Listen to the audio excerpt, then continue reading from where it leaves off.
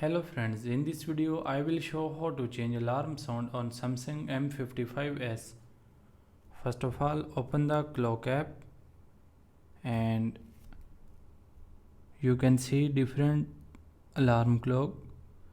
So select the any alarm, click on alarm, and from here you can see option alarm sound. Click on this, and if you want to change alarm sound, then click on ringtone, and from here you can see different ringtone.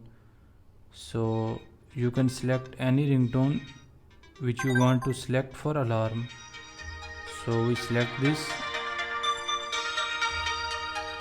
and then go back.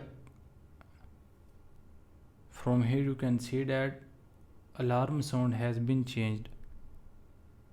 By applying this method, you can easily change alarm sound on Samsung M55s. Hope so you like this video. Thanks for watching.